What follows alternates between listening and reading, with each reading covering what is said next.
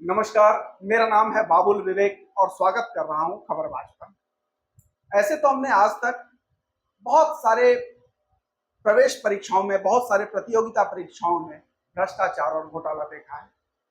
हमने देखा है कि किस प्रकार से पेपर लीक या परीक्षार्थियों के नाम पर दूसरे परीक्षार्थियों को सेटिंग करके बैठाया जाता है या मार्क्स देने में किस प्रकार से गड़बड़ी की जाती है। यह एक आम सी बात हो गई है, चाहे हम शिक्षक बहाली की बात करें, चाहे हम सिपाही बहाली की बात करें, चाहे हम बिहार की बात करें, चाहे हम गुजरात की बात करें, यह हर प्रदेश में आम है। लेकिन आज जिस विषय पर हम चर्चा करने जा रहे हैं वो खास है, और खास इसलिए इस बार जो घोटाला सामने आया है वो एनटीए में आया है। यह राष्ट्रीय स्तर पर मेडिकल और इंजीनियरिंग की प्रवेश परीक्षाओं को कंडक्ट कराती है। पूरे देश के बच्चे इन प्रतियोगिता परीक्षाओं में बैठते हैं। हर अभिभावक का यह सपना होता है कि उसके बच्चे 12वीं करने के बाद इंजीनियरिंग या मेडिकल कॉलेज में अगर एडमिशन हो जाए उनके बच्चों का, तो उसका करियर सेटल हो जाएगा। और ज्यादातर इन एग्जाम्स में बैठने वाले लोग मध्यम वर्गीय और निम्न मध्यम वर्गीय परिवारों के होते हैं।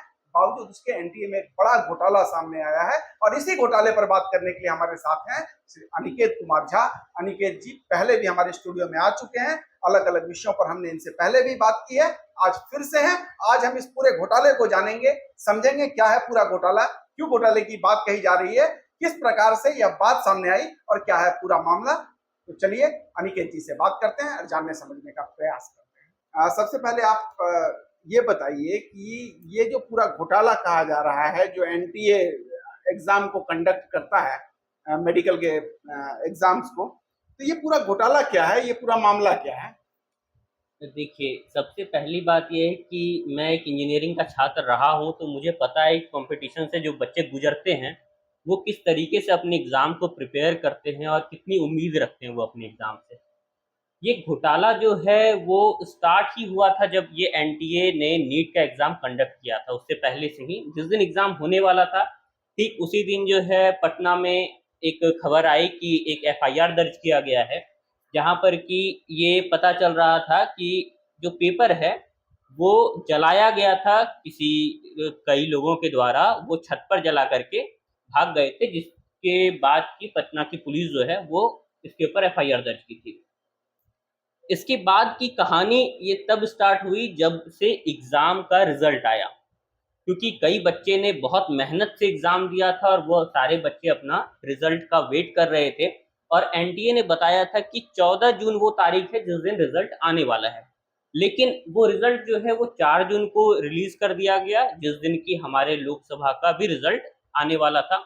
और उस हो हल्ला में ये एनटीए का रिज़ल्ट, मतलब यानी कि नीट का रिज़ल्ट जो है, कहीं गुमसा हो गया। लेकिन जो इसमें धांधली थी वो इतनी बड़ी थी कि ये गुम ना हो पाई। उसके बाद जो है जिस तरीके से लोकसभा का शोर खत्म हुआ, तो उसके बाद नीट के बच्चों ने लगातार अपना आवाज़ उठाया और धीरे-धीरे अब ये जो बोल सकते हैं कि हमारे भारत के पटल पर लोगों को कम से कम समझ में आने आ रहा था कि कुछ हुआ है ऐसा। और जब लोगों ने देखा कि आखिर क्या हुआ है, तो रिज़ल्ट जब देखा गया, तो जो 720 में से 720 नंबर लाने वाले बच्चे थे, एनडीए का जो नीट का एग्ज़ाम लेता है, उसमें जो सबसे ज़्यादा मार्क्स हो सकता है वो 720 है। जो बच्चे 720 में 720 नंबर लाने वाले थे, वो लगभग 67 बच्चे थे। और ये अपने आप में ही किसी को भी चौंका सकता है, क्योंकि ये एक ऐसा प्रतियोगी परीक्षा है जो कि बहुत कठिन माना जाता है। और किसी ऐसे परीक्षा में कोई इतना सारा टॉपर अगर आ जाए, तो ये आखिर कैसे हो सकता है? साथ में ही इसे कंपेयर करने के लिए अगर हम पुराने साल को देखते हैं, तो ज़्यादा से ज़्यादा हमें 1 टॉपर या फिर 2 टॉपर मिलता था, या फिर मैक्सिमम से मैक्सिमम गए तो 3 टॉपर मिलते थे। लेकिन 67 टॉपर एक ही बार में आ जाना, ये एक बड़ी बात हो जाती है। दूसरी बात ये थी क्या कि 67 टॉपर आ तो गए, लोग समझ भी सकते हैं कि ठीक है 67 बच्चों ने मेहनत किया, आ गए। लेकिन उसके बाद ये देखा गया कि आखिर बच्चे कहाँ के हैं, कैसे बच्चे हैं जो कि ये टॉप किए हैं।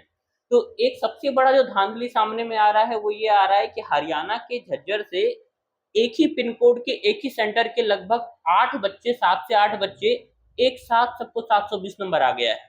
और यानी इसके कि यहाँ पे रोकना चाहेंगे, यानी कि आप ये कहना चाह रहे हैं कि एक ही पिन कोड पे जी, उनका एक ही पता है, पिन कोड, एक यानी ही। कि एक ही स्थान के बच्चे हैं जी, और एक ही संस्थान में के बच्चे हैं? जी, एक ही संस्थान के बच्चे नहीं बोल सकते, लेकिन जिस सेंटर में वो एग्ज़ाम देने के लिए गए थे, उसी सेंटर में वो सातों के सातों बच्चे अच्छा, गए थे। अच्छा, वो उनका सा पिन कोड भी एक था और सेंटर जी, भी एक जी, था, जी, यानी बिल्कुल। कि उन लोगों ने फॉर्म को एक साथ ही भरा था ये। जी, बिल्कुल। अब उसके बाद जहाँ तक समझ में आता है, फिर उसके बाद और कुछ धांधली सामने में आती है क्या कि कुछ बच्चे को 718 नंबर आ गए, कुछ बच्चे को 719 नंबर आ गए। अब आप अगर इस चीज़ को नहीं जानते तो आप एक बार के लिए ये मान सकते हैं कि क्या दिक्कत है, 720 नंबर में से 718 नंबर आ गए, कोई बहुत बड़ी बात नहीं है। लेकिन यहाँ पर जब आप इसके टेक्निकल व्यू से देखते हैं इसको, तब आपको समझ में आता है कि ये जो नीट का परीक्षा है, वो सीधे तौर पर जो है +4 और -1 मार्किंग पे काम करता है। यानी कि अगर कोई बच्चा 720 में से 720 नंबर लाता है, तो वो पूरे सवाल को सही करेगा और अगर वो एक सवाल भी गलत करता है, तो वो उसका जो मार्क है वो 715 पे आएगा और अगर वो एक सवाल छोड़ता है, तो 4 नंबर मतलब जो कि एक सवाल का मार्क्स था, वो 4 नंबर घट करके 716 मार्क्स आते हैं। यानी कि किसी भी तरीके से 717, 718 या 719 नंबर किसी बच्चे को नहीं आ सकता है। लेकिन इस प्रतियोगी परीक्षा में जो है बच्चे को 718 नंबर भी आए, 719 नंबर भी आए और इसके बाद से ये समझ में आने लग गया कि यहाँ पर कुछ ना कुछ तो हुआ है। तो एनटीए से ये सवाल जवाब किया गया कि आखिर ये कैसे हुआ है? तो एनटीए ने इसके ऊपर ये जवाब दिया कि ये इस तरीके से हुआ है कि कई बच्चे को जो है एग्ज़ाम किसी वजह से लेट से स्टार्ट हुआ तो हमने उन्हें ग्रेस दिया। ठीक, अब ग्रेस दिया तो इसके लिए एनटीए को पहले बताना चाहिए था कि ये प्रक्रिया है ग्रेस देने का, क्योंकि कई सारे बच्चों का जो है वो समय देरी हुई होगी। तो एनटीए ने इसके ऊपर ये भी बताया कि उन्हीं बच्चों को ग्रेस दिया गया जो कि इसके ऊपर सवाल उठाए थे एनटीए के पास। अब आप ये बताइए कि जो बच्चे को ये बात नहीं पता था कि लेट होने पर कहीं पर जाकर के सवाल उठाना है या फिर कुछ दायर करना है ऐसा कुछ, तो उन बच्चों के साथ तो ये नाइंसाफ़ी है। अब ये नाइंसाफ़ी बस एक नहीं है, इसके ऊपर ग्रेस दिया गया, ठीक है, समझ आ गया। लेकिन अब आप ये बताइए कि जो बच्चे 720 में 720 नंबर लेते आए और उसका एग्ज़ाम अगर लेट से स्टार्ट हुआ, तो क्या उसे एनटीए 721 या 722 नंबर देगा? क्योंकि इस हिसाब से तो उसे ग्रेस देना चाहिए ना 2 नंबर का। जब वो नहीं कर सकता है तो फिर 716 नंबर वाले को ग्रेस क्यों देगा? एक तो सबसे पहली बात यहाँ पे ये आती है। दूसरी बात ये है क्या कि इतने सारे जो बच्चे हैं वो जो टॉप कर गए, तो सबको तो एक मन में इच्छा होगी कि वो सबसे टॉप कॉलेज में जाएँ और सबसे टॉप कॉलेज सबको पता है कि एम्स दिल्ली है और एम्स दिल्ली की सीट जो है वो लगभग 40 के आस-पास है। अब बताइए कि 67 बच्चे कैसे उस एम्स दिल्ली के सपने को पूरा कर पाएँगे? नहीं कर पाएँगे। साथ ही यहाँ एक बात और भी है कि जो 720 मार्क्स आया है जिन बच्चों को, वो एक ही पिन कोड के हैं और एक ही सेंटर उनका था, तो जी, अगर वैसे बच्चे 720 मार्क्स लाकर एडमिशन पा लेते हैं, तो जो मेरिट वाले बच्चे हैं, जो छात्र मेरिट से जिन्होंने की 718 नंबर लाया या जिन्होंने की 700 नंबर लाया, वैसे बच्चे फिर उनके साथ तो नाइंसाफी है सीधी, क्योंकि वो मेरिट में होते हुए भी, मेरिटोरियस होते हुए भी उन्हें मिल नहीं रहा है जगह। तो कहीं न कहीं से मैनिपुलेशन है, ऐसा लग रहा है कि कोई न कोई जी, घोटाला है। जी। नहीं, एक तो पहला यहाँ पे मैं साफ करना चाहूँगा कि मैं उन बच्चों के मेरिट पे कोई सवाल नहीं उठा रहा हूँ। हो सकता है कि वो बच्चे ने तैयारी किया हो और हो सकता है कि उनका मार्क्स जेन्युइन हो। ठीक, मैं उनके इसके ऊपर सवाल नहीं उठा रहा हूँ कि वो क्यों नंबर लेके आए, वो एक ही पिन कोड से क्यों थे। लेकिन एनटीए को यहाँ पर ये क्लियर करना चाहिए, या तो उनका एक आंसर शीट सामने में लाना चाहिए कि ये चीज़ है, क्योंकि जब लोगों को शक हो रहा है कि आखिर एक ही पिन कोड से कैसे हो सकता है, या फिर वो जो सीसीटीवी कैमरा, क्योंकि हर एक एग्ज़ाम सेंटर में सीसीटीवी कैमरा का सर्विलांस होता है, तो वो रिलीज़ करे ताकि जो परीक्षार्थी हैं, उनके मन को एक तसल्ली आए। दूसरी बात ये है कि अब देखिए कि क्योंकि 67 बच्चों ने पहला रैंक जो है वो हासिल कर लिया, तो इसके कारण क्या हुआ कि जो कट ऑफ था, वो बहुत ज़्यादा बढ़ गया। जो कट ऑफ नीट का 630, 620 के आस-पास आता था, वो कट ऑफ जो है वो 650 के ऊपर चला गया। अब सोचिए कि बच्चे ने 1 साल मेहनत किया और जो पुराने कट ऑफ है उसके हिसाब से उसने मेहनत किया होगा जो चलता आ रहा है और उनको पता चला कि उनको 630 या 635 या 640 नंबर आ रहा है, वो इस बात से खुश होंगे कि अब उनको एक अच्छा कॉलेज मिल जाएगा। लेकिन जब कट ऑफ आता है तो पता चला कि ये 650 से भी ऊपर है और इसी का अगर आप केस देखेंगे तो एक ट्विटर पे भी काफ़ी वायरल है वो वीडियो। कहने को तो बहुत खराब लग रहा है, लेकिन उस बच्ची ने अपने आप को खत्म कर लिया क्योंकि वो इस प्रतियोगी परीक्षा में सफल नहीं हो पाई। और इस चीज़ को देख कर के काफ़ी बुरा लगता है कि जो बच्चे के अंदर 630, 650 के आसपास नंबर लाने की क्षमता हो, वो बच्चे अगर अपने आप को खत्म कर रहे हैं, तो आप सोच सकते हैं कि हमारे देश के युवा जो है, उसको किस तरीके से संरक्षित किया जा रहा है। क्या उनमें कोई वो मेरिट नहीं था? क्या वो अच्छे डॉक्टर नहीं बन सकते थे? मेरे ख्याल से 650 नंबर लाने वाले बच्चे भी अच्छे डॉक्टर बन सकते हैं। यानी कि इस वर्ष के पहले से 650 मार्क्स लाना एक बड़ी बात होती बड़ी थी बात होती। और आपको एक अच्छा कॉलेज मिलता था 650 मार्क्स लाने पे। लेकिन अब जो है अगर आप 650 मार्क्स लाते हैं तो आप मेरिट लिस्ट में नहीं आ रहे हैं या आपको बढ़िया कॉलेज नहीं मिलेगा, प्राइवेट कॉलेजेस की तरफ आप मूव करेंगे क्योंकि इतने ज्यादा टॉप हो गए और इस प्रकार से मनमानी की गई है ग्रेस मार्क्स के नाम पे। बिल्कुल। तो ये एक घोटाला समझ में आ रहा है। बेसिकली इसका एग्जाम कौन कंडक्ट करती है? इसका एग्ज़ाम जो है वो एनटीए कंडक्ट करती है, नेशनल टेस्टिंग एजेंसी, जो कि इंजीनियरिंग के छात्रों के लिए जेईई का आपका एग्ज़ाम कंडक्ट कराती है और मेडिकल वाले छात्रों के लिए नीट का एग्ज़ाम कंडक्ट कराती है। तो ये जो घोटाला अभी प्रथम दृष्टया जो समझ में आ रहा है, जो लोग प्रश्न उठा रहे हैं, ये घोटाले की बात है, वो इसलिए उठा रहे हैं। एक तो आपने बताया कि 720 मार्क्स, दूसरा आपने बताया ग्रेस के कारण जो मार्क्स लोगों को नहीं आ सकता है, और तीसरा जो रिजल्ट को घोषित करने का जो दिन देखा गया, जबकि 14 जून जून को 14 जून को रिजल्ट आना था, उस रिजल्ट को 4 जून को घोषित किया गया क्योंकि उसी दिन लोकसभा चुनावों के परिणाम आने थे और पूरे देश की निगाहें लोकसभा चुनावों पे टिकी हुई थी। तो ये एक शक पैदा करती है कि कहीं ना कहीं यह लोगों का ध्यान भटकाने के उद्देश्य से उस दिन लाया गया कि लोगों का ध्यान जो है भटका रहे, दूसरी ओर रहे और इस तरफ लोगों का ध्यान नहीं जा पाए। बिल्कुल, ऐसा लग रहा है कि क्या एनटीए को ये बात पता था कि इस रिजल्ट के आने के बाद ये सब हल्ला हो सकता है, इसलिए उन्होंने इस तारीख को चुना।